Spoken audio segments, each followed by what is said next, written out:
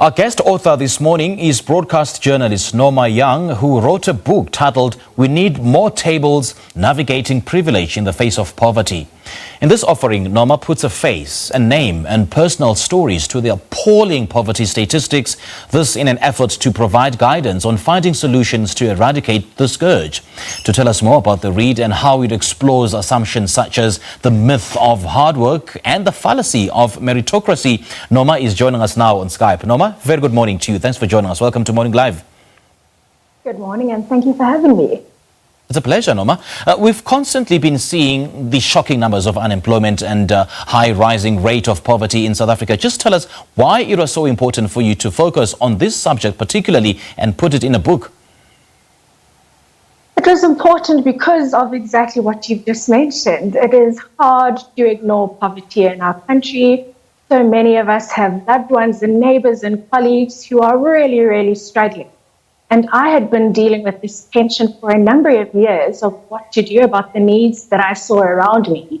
But at the same time, I wanted to have a measure of freedom to enjoy my life and the pleasures and the luxuries of it. And it was difficult to figure out how to navigate that tension between wanting to do good, but at the same time enjoy my life. Okay, and do break down for us, if you can, this book and the three parts model of thinking justly, living simply and giving generously. You say they made sense when you were researching how to do better and be better.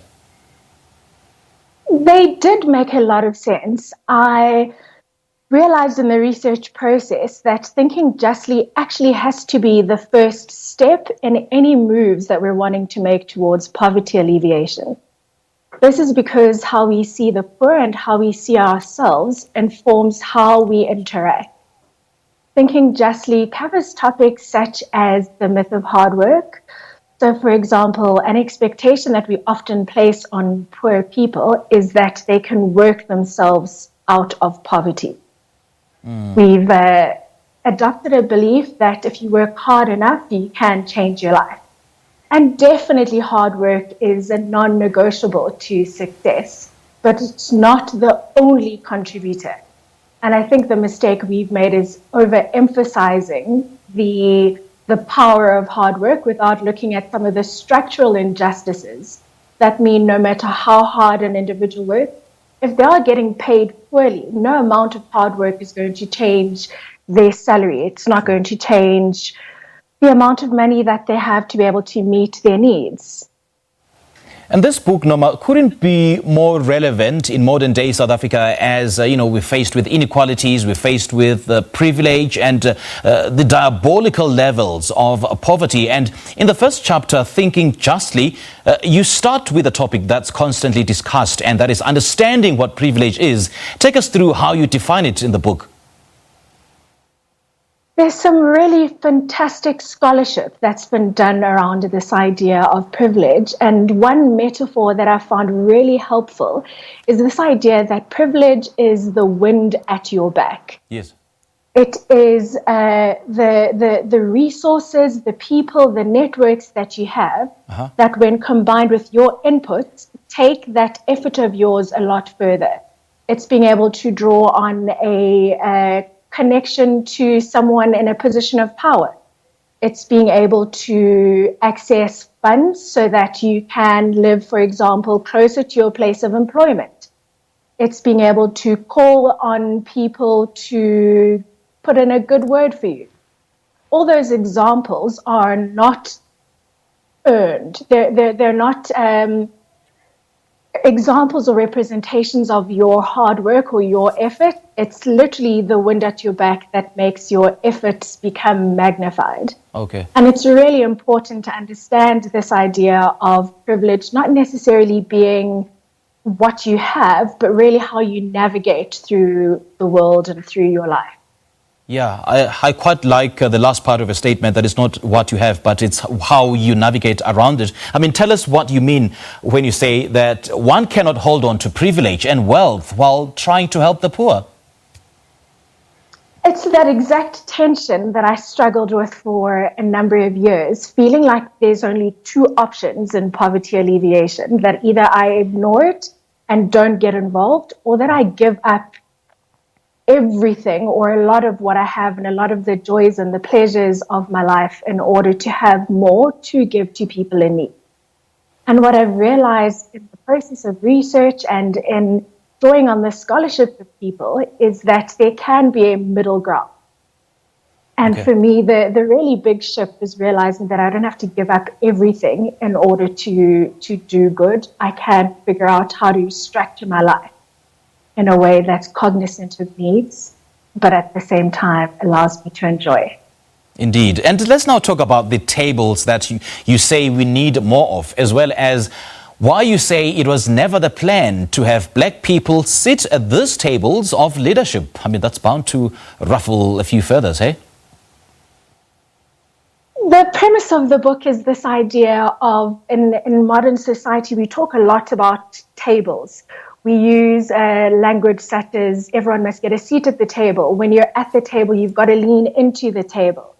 And my premise of this book is that instead of fighting for limited space at these proverbial singular tables, we need more tables.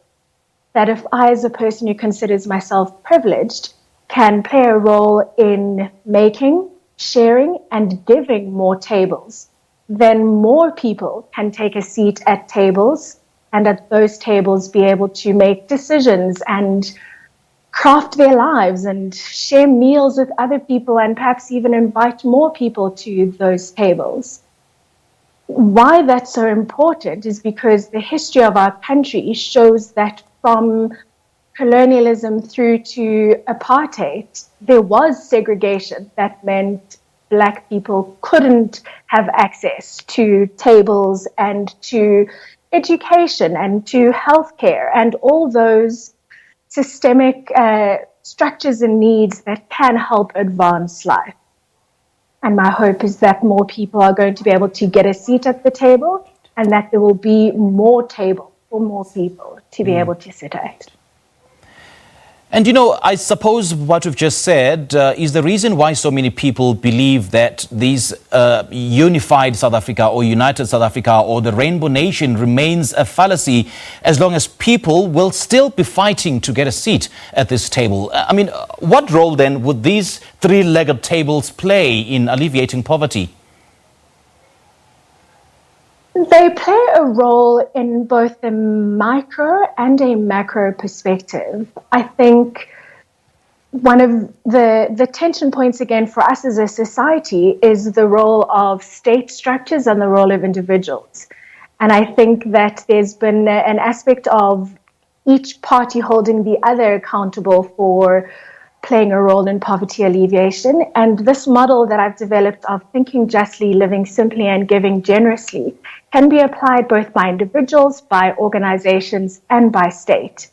And I think if we do have that mass enrollment, that mass involvement, then we can begin to make moves where whether you're an entrepreneur or a school teacher or even somebody still in school, being able to recognize your privilege and then modulate your life so that it recognizes needs around you and then be able to play your part in giving generously.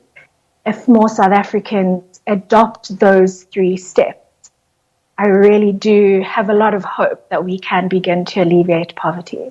Indeed. Norma, great chatting to you. I wish we could have more time. I mean, we need all day, to have this kind of conversation. And thank you so much for your time. We appreciate your time. Thank you for having me. There we go. That is author and broadcast journalist Norma Young. We're just in conversation about her latest book titled "We Need More Tables: Navigating Privilege in the Face of Poverty."